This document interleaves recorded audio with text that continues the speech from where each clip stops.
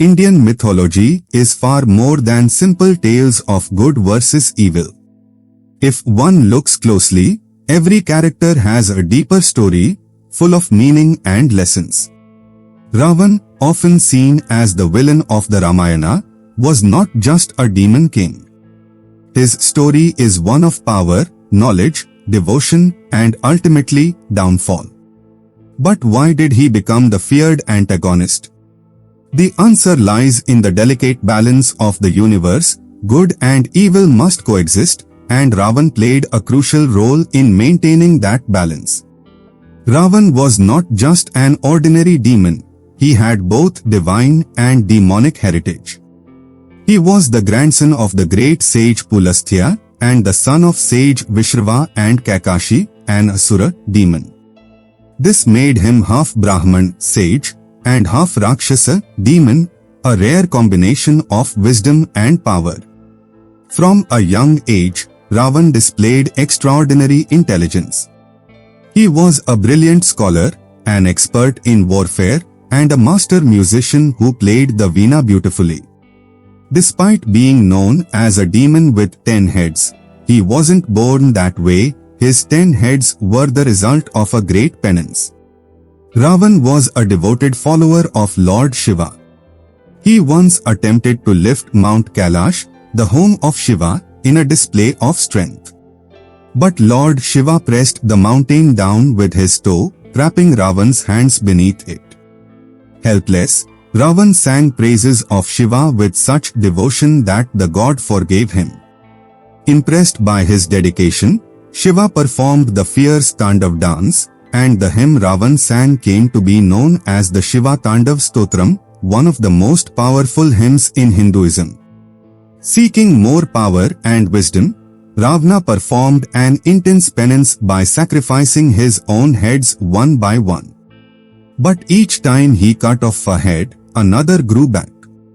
Pleased by his devotion, Lord Shiva granted him 10 heads, symbolizing his deep knowledge of the 4 Vedas and 6 Shastras.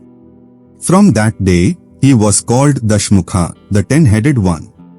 Ravana was not just a mighty warrior, he was a genius. He wrote books on astrology, Ravana Samhita, and medicine, Arka Prakasham. He mastered Tantra Vidya, the science of illusions, and could control planetary positions at will. He even owned the Pushpaka Vimana, a flying chariot that he took from his stepbrother Kuber. But knowledge alone does not make a great man. Ravana's 10 heads had another meaning. They represented 10 emotions: lust, anger, greed, pride, attachment, jealousy, mind, intellect, willpower, and ego.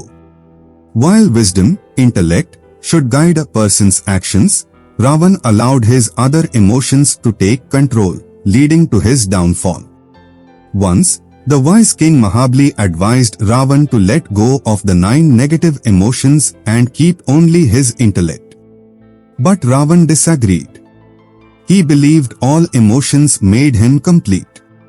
Unfortunately, this belief led to his destruction.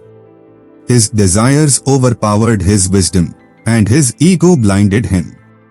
His greatest mistake was kidnapping Sita, Lord Rama's wife, an act driven by arrogance and desire.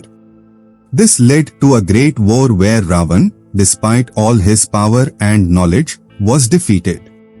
As he lay dying on the battlefield, he had one final realization. He had spent his life chasing power but had failed to follow the wisdom he possessed.